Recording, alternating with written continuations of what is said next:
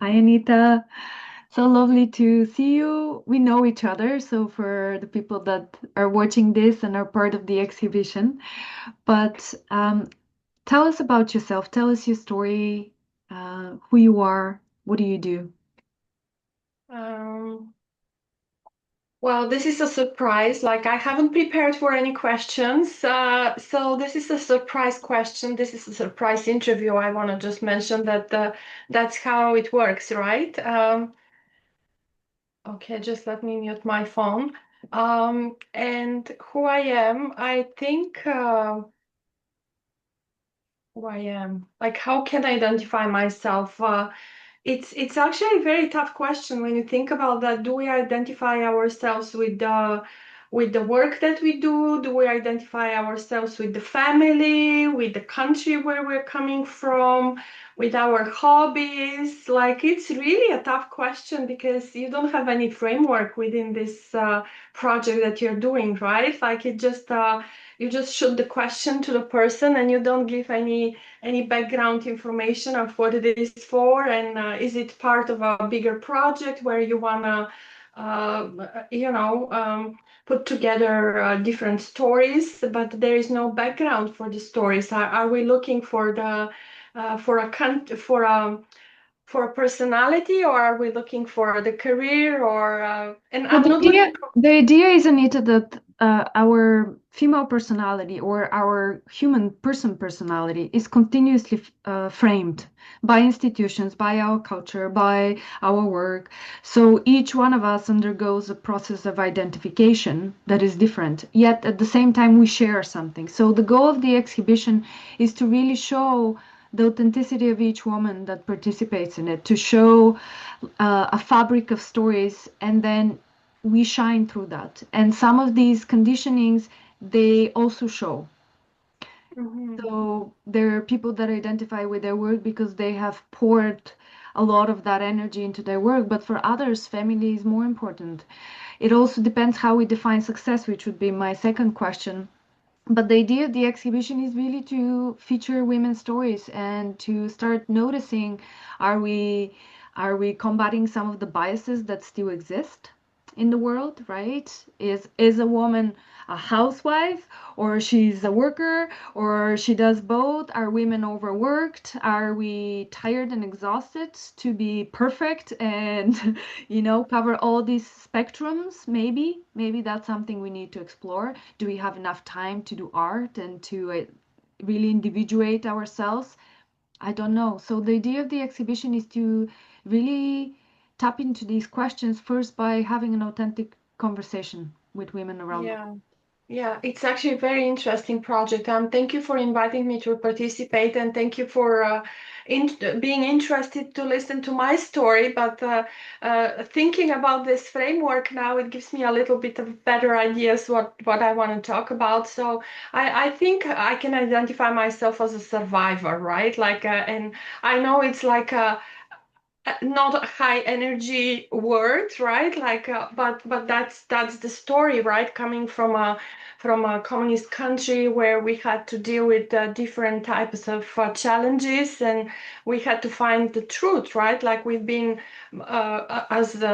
as we were growing up in and going to school, we were being constantly manipulated, wearing uniforms, given information to whatever the Communist Party wanted us to think and do, and that's how we've been manipulated for many years, and that's how I've grown up. So finding my way through this different informations that were fed to us, and then I went to study to Czech Republic. It's also a communist country, but they had a, like I would say, more free spirit. So it kind of living in Czech Republic as a teenager, and then doing my master's there gave me a different perspective. That okay, so not everything that we've been told is true, and not everything that we were asked to do is the right thing to do, right? So it gave me like this cultural change that helped me to to start developing my own personality and start asking questions, right? Like, okay, is this the right thing? Is this the right information? And being like more a seeker to find, okay, where do I find what I'm looking for, right? Not just sitting and waiting to be fed with whatever the university or the government or the country, whoever is giving you the information is actually shaping you like from outside. So started to be more aware and mindful about my own development, because I would say that growing in a communist country didn't give us these options, and the environment was very, very strict. So then when I moved to Canada, this was like, I absolutely love it. This is a cultural diversity. It's a mosaic. You see different cultures, and then everything that we were used to do in Europe, being judgmental about even people from a different city, right? Like we used to say, oh, this person is from the capital, this person is from the province, so we are already different, and we can come to Toronto, where people are from anywhere in the world, and we are all the same. We are all the same. So this was actually shaped my um, I would say virtue more. More or less, like being less judgmental and being more accepting to other cultures.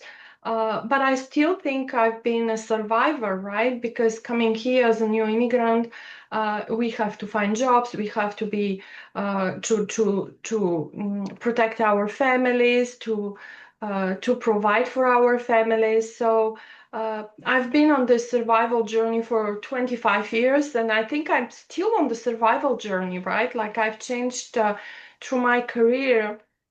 I was always very, very curious. I love change. I worked at the beginning as a QA lead for those who don't know what it is. It's quality assurance for IT management, and I was a quality assurance lead for a big financial institution. And then I moved through my career through different jobs. I was in procurement and strategic sourcing. I was in information management. I was a continuous improvement lead. I was a project manager. And every 2 years, I was in a different role because I got bored, right? Like it was really my curiosity and my willingness to experience new things that helped me to progress through my career. And I worked for three different financial institutions, and I never looked for a job. Actually, I was always asked to move to my next role. What was great, and I don't know if it is if it is the right way to do a corporate career, because people were climbing the career ladder, and I was just like, oh, let me see what's the next thing. Oh, people want me there. Let me go and see what's this. And I really enjoyed it. I never had, to be honest, I never had like any high stress, or I never had this kind of burnout that people experience in the corporate world, because I really enjoyed it. So what do you do now? So, Tell us. okay, for the last 5 years, I'm a full-time real estate broker. I had my license when I was in my corporate career, and this was my side hustle, I would say, because I really liked being involved in the real estate investments and transactions, and I was helping my colleagues, my friends with their transactions. So for the last 5 years, I've been like a full-time real estate broker, and my deals are from all different pockets of the real estate world. Like I do a lot of pre-construction.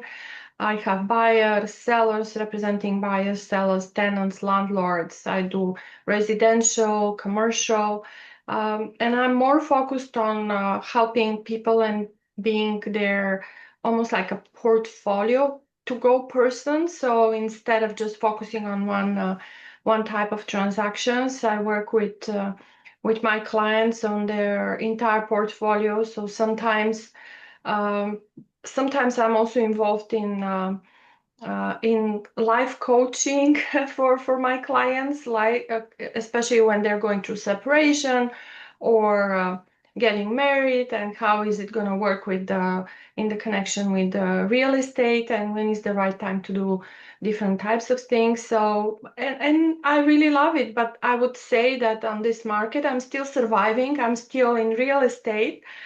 We have a tough market now, and it's not easy to survive, but I'm still surviving. So at the end of the day, I can identify myself as a person who survives the motherhood, having two boys, who survived the communism, who survived the corporate career, the real estate crash, and I'm still here, right? How about succeeding? You've succeeded in all of this. Yes, Which well, is also success, mine. Ah, sorry. that's the question, how we identify success, right? Yeah. Yeah. So tell me, what do you see as success in life in general? Not how does success feel within you? Well, if I'm wearing my continuous improvement hat and I have a lot of certification in this world, success is when you meet your expectations, right? You set up your goal and you meet your goal. So this is the successful test for what you wanted to achieve and you achieved it. The problem with me is that my goal is so high that I'm always moving my bar up and up, right? So, in terms of feeling successful, I do feel successful in terms if I'm comparing myself uh, to what the average expectations are, but deeply in my soul, I'm surviving compared to what I want to do and what I have achieved. What was one success this year that you had, and it gives you this sense of accomplishment and balance within yourself this year? We're almost done with the year, so it's a good time to evaluate. Yeah.